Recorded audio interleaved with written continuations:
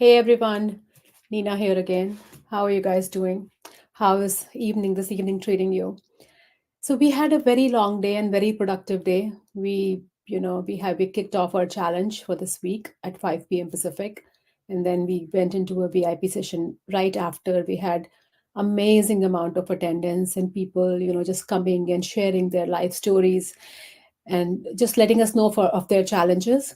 And we were just going through their particular situation and trying to figure out what is in what ways we could help them. So it was a very collaborative thing, and I'm so glad that people found that as a safe zone where they could come and they could share their life. And what are they finding challenging? I mean, people shared some of the things which I'm so humbled that they opened up, not only in front of me but in front of all the other people who were in the VIP section. And I really commend them to courage to share what they did today. But then we are all moving towards a common goal, right? We all have the same goal of getting out of whatever situation we are in and making the best out of our lives, living a life which you are passionate to live every single day, having financial freedom, not to worry about whether your job will be cut tomorrow, not worrying about not being able to spend time with your kids or do things that you really like.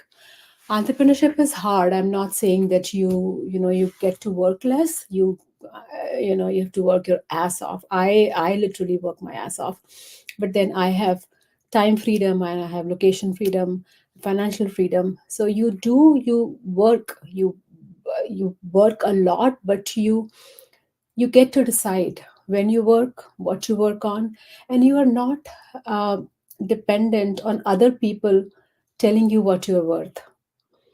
Guys, I want you to think about it, because and let me know if you feel the same pain that we all feel. I have felt when I was in corporate. You are letting others decide what you are worth, right? I mean, you remember one of those performance reviews when it's highly coveted and you're waiting for the performance review and you didn't know that, okay, this is how the day will unfold. So we have all been there, done that, which is why I, you know, I want to urge you to take the first step, to have the courage to at least, do something, even if you don't leave your job. You start the building blocks of, your future dream business. And gone are the days when people used to say that, hey, you have to just focus on one thing. If you are doing business, you have to quit your job, because then you'll not be focused. But that's not the case, guys. There are this is a concept of portfolio career, which I am also practicing, and I can share that with you more in detail if you come to one of my 5 days, or even if you book a call with me. But it's so important to have so many things going on, and your smaller dreams fueling your bigger dreams.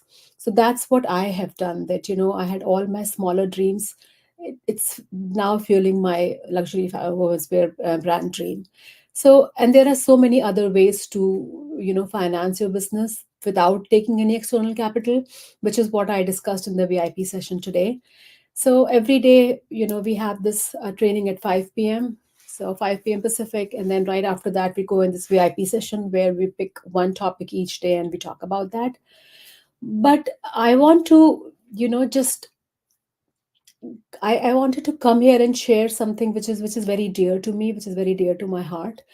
Is that I waited for a long time. I have been in corporate for 16 years. So I waited a very long time to start my own business.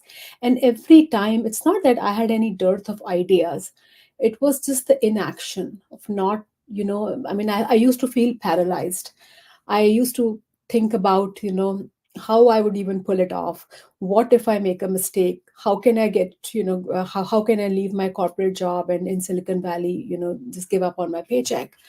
Or just sheer inaction. And I saw that all the ideas which I had, they were, somebody else was doing it and they were running with it and they made $1 million, multi-million dollars. And I was like, hey, that was my idea. And I can't tell you, if you or me, if you have been in this situation, it just, it's just so cringy feeling, right? It kind of twists you from the inside. I have still that knot in my stomach. So guys, the time to act is now. And it's not only because you're passionate and any now is the best time in general, but I just want to quickly show you this slide which I showed to my people. Wait a second. Okay, here you go. Okay, so we all know that pandemic, it altered customer behavior, right? I mean, there's so many bad things that came out of pandemic, but then there was one thing which came out, which was kind of saving grace, is people realize what they are doing and what changes should they make in their life, how should they be leading their life. So if you take a I mean keep an eye on the unemployment data, you may see that there's a mass exodus from the workplace, but the corresponding unemployment rate, it has not gone up. That's because people, they are rethinking their priorities. They are rethinking what do they want to do, who do they want to work for, and what kind of life do they want to lead. So there are a lot of business places opening up. People are going entrepreneurship route left, right, and center.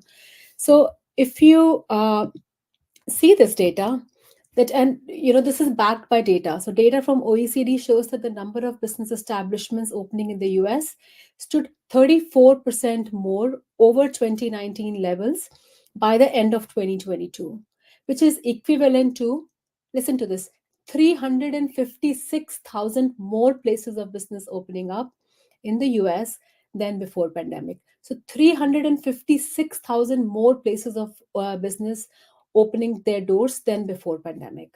This is huge, guys, right?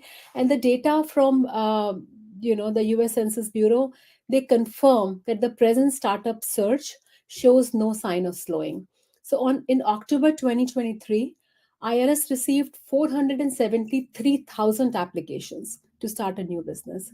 473,000 applications to start their new business, up a whopping 47% over October 2019 levels, 49% over 2019 levels. What does this mean? Does it mean that anyone can go and start this? So, I mean, all the I'm here to give you all the good news, but I am here to state the facts. Life is not rainbows and sunshine. So while all this is happening, we also know that 80% of businesses fail in their first 18 months. So it's not a magic pill. You need to perfect, you need to, if you're doing things on your own, you need to fail, you need to get up, you need to pivot. And during the process, you may come up with something much bigger than what you had originally thought of doing. So companies, big conglomerates, are formed not because the founder had exactly a vision of what they wanted to be doing right from day one, but they failed, they got up, they pivoted, they restarted, and then in the end they came up with something much bigger, something maybe something completely different from what they started with. So you either fail, get up and redo things and do it, or you take somebody's guidance.